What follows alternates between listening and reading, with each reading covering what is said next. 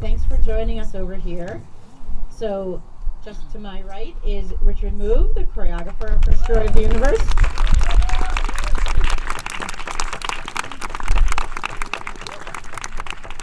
And next to Richard is Jessica Trout-Haney.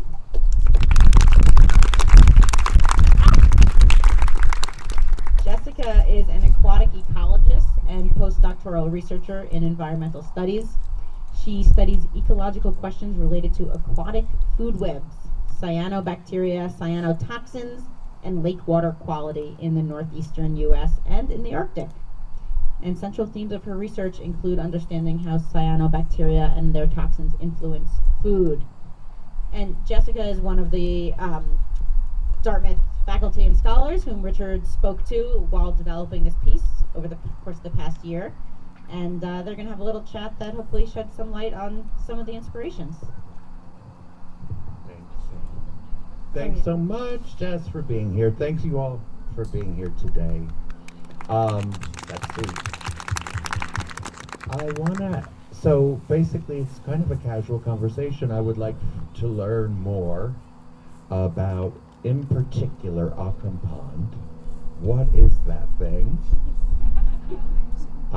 We hear terms like glacial, that it was birthed in the Ice Age, but I think there are a few Ice Ages. I would like to know how old it is, and then why is it green?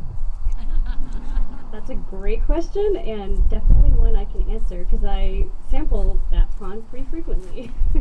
But for your broader question about where it actually came from, that is something that kind of depends on the scale that you're asking. So in some sense, this land has been here for a very long time. If we go back to when this was all covered by a giant ice sheet, a large glacier that retreated slowly, this was probably uncovered about 14,000 years ago. And so that's pretty amazing. And it wasn't a pond at that time. It was land that then this whole area, including down to like Long Island, was covered, and across Canada. This was a large glacial area that then slowly became uncovered as that retreated. And as it retreated, all that meltwater left little ponds, rivers, indentations from large ice chunks that stayed on the earth and then gradually melted. And this is the same thing that's happening in our two ice sheets that exist now, in the Greenland ice sheet and the Antarctic ice sheet. So we are still experiencing this kind of big geological change, but of course we experience such a small fraction of that in our lives. So this land that is now Occom Pond was it was actually covered by a large lake. So at some point in this process, the Connecticut River was actually dammed by all the sediment that piles up when this glacial retreat happens. And it's not a simple movement of the glacier retreats and it just moves back. It kind of moves back and forward, and it pushes the land and it pushes sediment. And at some point, it created a very large lake that covered this area.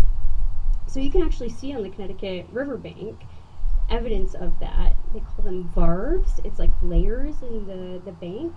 And you can see layers where it's more sandy sediment, and then you can see layers where it's very clay-like. And that actually gives you a sense for what was happening at that time when this was a giant lake. And it's now been uncovered for a long time. But in that in-between period, this was a kind of wetland area, a bog, actually. And so this Occom, as it is now, was created because it was dammed. And that happened in the early 1900s. But it was a very wet area and clearly can hold water. And it was artificially created, but the sediment that's now there at the bottom of Occom has this long history. So that sediment carries with it all of these changes over, tens of thousands of years of organisms, different organisms living there. So the reason we even know how old, or have a sense for how old some of those sediments are, is because there's little plant material and animal material left in the sediment that you can radiocarbon date and then get an estimate for how old it is. So we think of sort of the timescales that I work on are like right now. There's a bloom happening. It's creating toxins. You know, how does that work in the ecosystem? But when you scale back and think about the nutrients that are being released and actually where some of these resting eggs from the organisms come from, that all started way back a long time ago. And in fact, the organism that I study most, which is cyanobacteria, that's the green stuff. I really am a pond scum specialist when you boil it down. That stuff has been here probably before any other organisms. It's probably the oldest organisms on Earth as far as we know. So that's billions. That's billions of years. Yes. And so cyanobacteria has been around everywhere for forever, and it's everywhere. And it's a really interesting focal organism because it outcompetes lots of other things. It just survives really well. It can live in the most extreme places on Earth. And in a pond like Occom Pond, you can see it's green, and that's because it's outcompeting other things in the pond. So this actually relates to your trophic cascade idea. This is what happens when the food web is a little out of balance. Because just like on land, you have large grazing animals that take care of maintaining plant populations. The same thing is happening in the water. You have grazing invertebrates that keep the algal population down.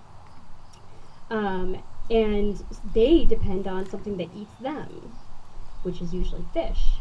And then the fish population depends on something that eats them, which is like osprey, for example, which are in this area. And right now in Occom, I think it's just goldfish living in there that have been, they stopped it a very long time ago, I believe, like maybe 1800s or something like that, pretty long time ago. But it's so shallow that fish can't survive very well. They will just shallow? It ranges between 2 meters. I think it's about 1.5 meters is sort of the average. 2 meters to like 5 meters. There's really like soft sediment in parts, so yeah, so it can get a little deeper in some parts, but it's pretty shallow. So a fish trying to survive in winter just freezes pretty deep crevices to survive in a pond like that in the winter. It's incredible to think that those cyanobacteria are literally billions of years. Yes. They've been here. Wow. Yes. What is the lifespan of one of those bacteria?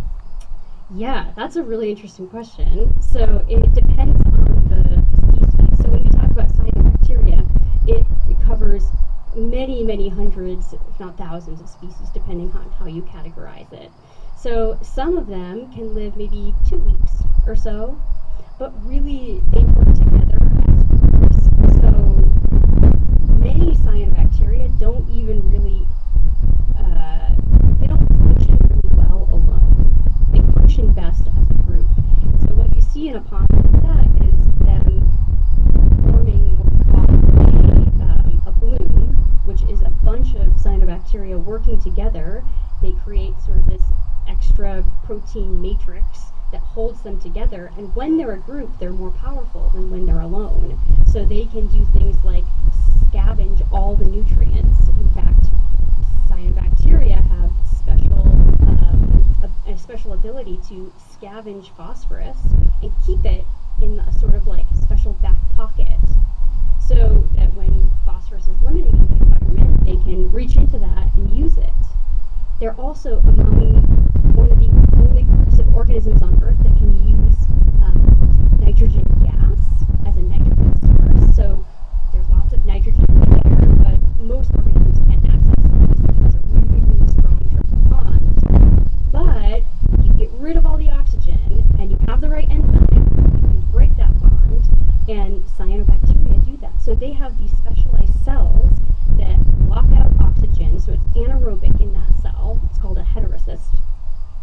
And they can take in atmospheric nitrogen and they can turn it into usable nitrogen like nitrate and nitrite, ammonium. And that is a huge benefit because that's a really important nutrient for lots of primary productivity. So if the nutrients are limiting, they have this advantage. They can create their own nitrogen. So, and they, of course, photosynthesize too. They're the only types of bacteria that photosynthesize. So they're different than algae, which are eukaryotes. So algae actually, they photosynthesize, but they can't fix atmospheric nitrogen. They don't generally produce the same toxins that cyanobacteria do either. So the things we worry about with like scums are generally with cyanobacteria, which to the naked eye can look really similar. A green sort of scum on the surface of a water body you wouldn't necessarily know unless you look in a microscope and look up close. If maybe somebody in this audience has a pond where they make an effort to kill the algae, I guess, or kill the cyanobacteria, would there be well, first of all, what would that do to different life forms in Occom Pond if those measures were taken? Yeah, so the cyanobacteria themselves, they're always there in the background. A little bit of cyanobacteria are actually quite healthy because some bacteria, cyanobacteria, can provide a food source for things like, we call them zooplankton, zoo for animal, and plankton just refers to any organism in the water column that can't swim against a current. So basically they float. They can move, they do have appendages that move them through the really viscous water, but they can't actually swim against a current, so you wouldn't find them in a river, for example. Phytoplankton, same thing, they float in the water column, but they're photosynthetic. So when we talk about zooplankton, that's little microscopic animals in the water that feed on phytoplankton, which are algae and cyanobacteria. So cyanobacteria, because they produce these toxins, they're pretty resistant to grazing, meaning they actually make themselves not taste very good for the animals in the water. In fact, some animals have evolved then these mechanisms to selectively spit out cyanobacteria if they taste bad. So some of these organisms, there's a really well-known one called Daphnia. She's beautiful. They're almost all females in the population. Once in a while they create a male to increase the genetic diversity, but they're all female.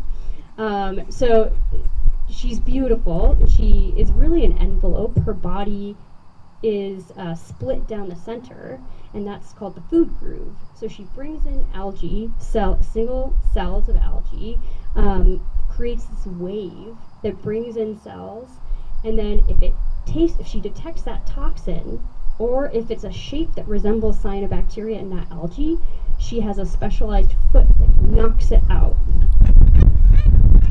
It's pretty amazing. It's really cool to watch. We do this in one of my classes. We feed them cyanobacteria and watch the rejection. So they've evolved this relationship where they still have to sometimes consume cyanobacteria, but it's not a good food source for them because those toxins aren't great. They're not very edible. So if you get rid of cyanobacteria entirely, some things will really like it, but also they rely a little bit on that as a food source. So the problem is that cyanobacteria outcompete everything else. So that's the real problem. If you let cyanobacteria grow to a certain extent, they will exponentially grow and then shade out all the other potential algae. They'll make it really low oxygen because they're respiring at night. They're photosynthesizing during the day, so that's releasing oxygen. But at night, just like plants are doing, they're respiring. So they're actually taking in oxygen and releasing carbon dioxide. So at night, you get this burst of CO2 and sucking up of oxygen by these big mats of cyanobacteria. And that can cause fish kills and things like that. It's really important not to let it get to that point, and that's why people want to remove things like cyanobacteria from lakes. But it's a really delicate balance. It's really important that a zooplankton population, which we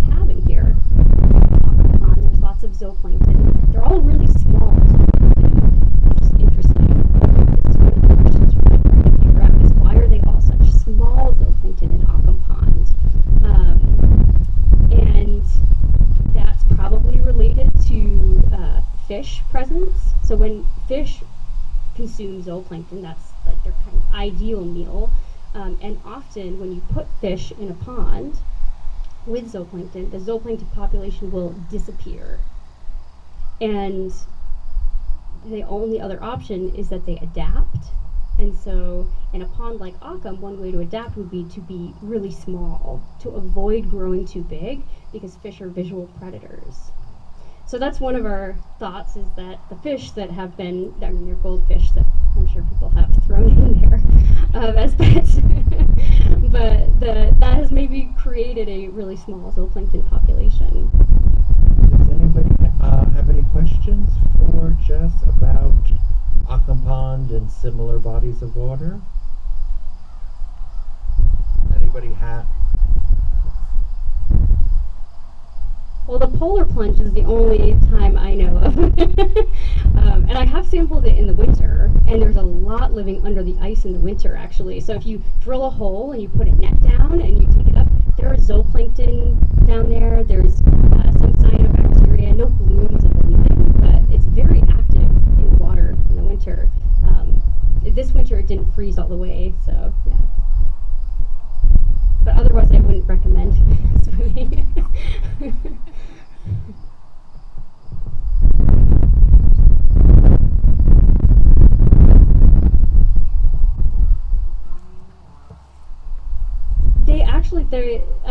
They're being.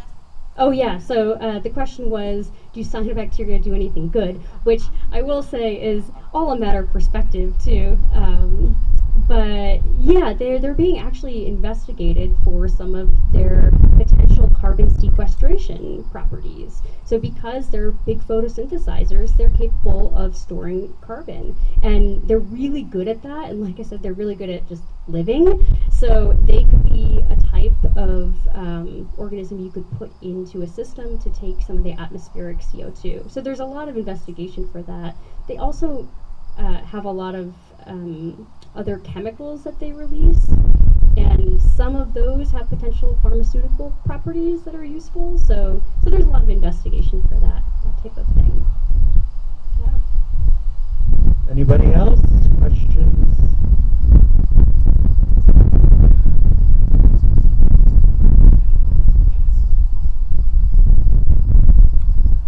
Yeah, that's a great question. The question was, why are the toxins so toxic, especially in terms of neural effects? So yeah, they produce. This is actually, I went into my PhD trying to ask the question, why do they produce toxins? And then I realized that somebody would have answered that before me if that were possible to answer. But it's a really interesting question. Why do they produce these toxins at all? So they produce a whole suite of different kinds of toxins that we group into categories. Usually hepatotoxins, which are like liver-targeted toxins, neurotoxins, which target usually neural tissue, so like the brain and nervous system, and then dermal toxins too, which cause irritation of the skin. Those are usually the least problematic. But yeah, they cause hemorrhaging in the liver. I actually started by studying birds for my master's degree, and wasn't interested in cyanobacteria at all until I got involved in this large bird die-off that happened off the coast, a common eider duck off the eastern coast. And we did some necropsies on these birds, and what we found was the livers were hemorrhaged. And it's because there was a big bloom, and they consumed that bloom, and it instigated this large die-off. And I thought that was just really amazing that like one event like that could really cascade and have these large effects on something like these big seabirds. So that, yeah, these toxins are really potent. Why they target the liver, nobody really knows that.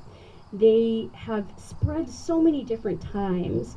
They're so diverse, and some people think that this is just a byproduct of metabolism. So they happen to have this effect on things with livers. Other people think that this is actually to reduce grazing. So there's a little bit of evidence for that. And the more of these toxins they produce, the less things want to eat them. But yeah, they also target a lot of neural tissue. So certain species produce things that toxins that may be connected to things like ALS, neurodegenerative diseases. So yeah, they're really powerful, and a lot of that is because they can biomagnify through the food web too. So at the first stage, the thing directly eating them doesn't generally have as much toxin, but as you move up in trophic levels, it accumulates more and more at each trophic level. And that's usually because things like toxins, or mercury is like a great common example of that. It gets carried in fat, and so it's like lipid soluble, and that means that every time something eats something with that toxin, it will be accumulated in that fat tissue. And because predators consume lots of prey, they're consuming much more than that one prey item has in it. So that's what we call biomagnification. And that's why things like a lot of these toxins become problematic. You see the problem in the higher trophic level organisms like humans or dogs consuming bloom material. That's really, there are a lot of dog deaths every year, and it's usually because of some trophic cascading.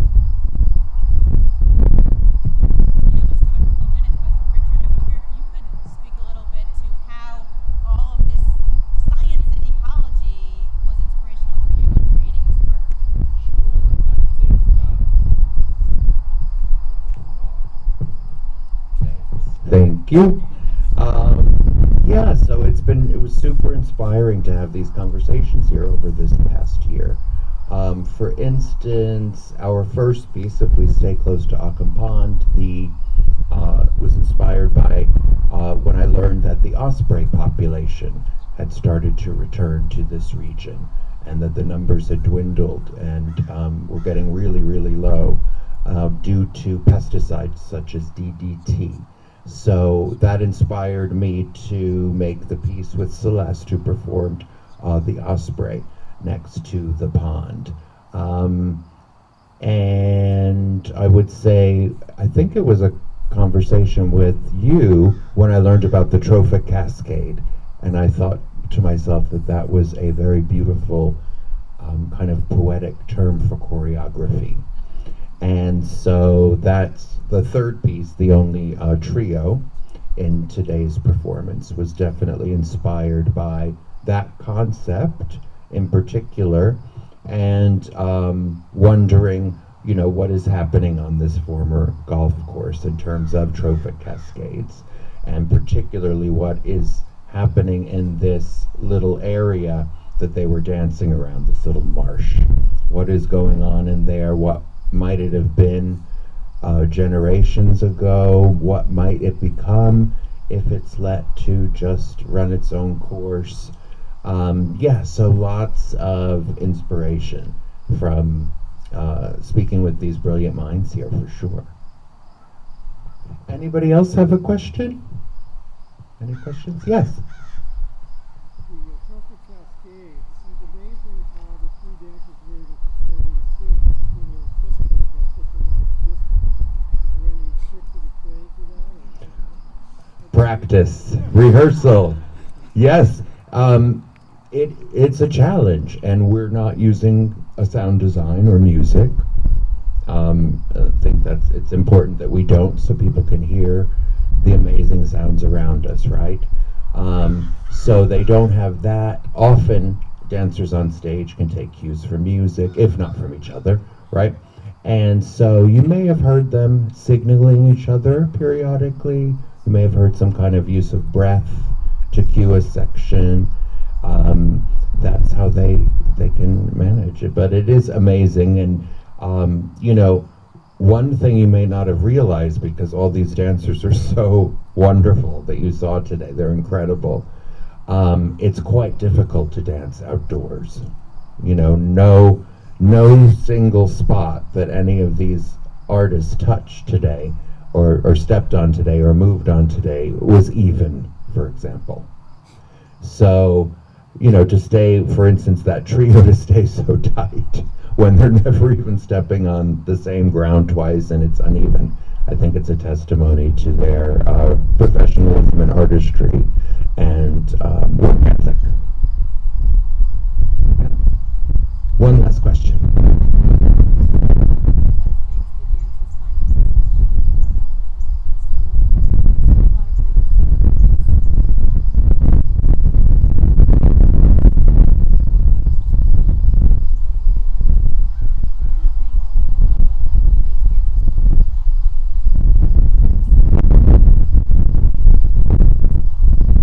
Oh, that's a great question.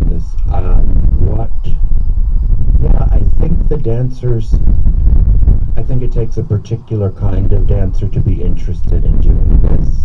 It's not the easiest work to do. Every day we're dealing with weather, bugs,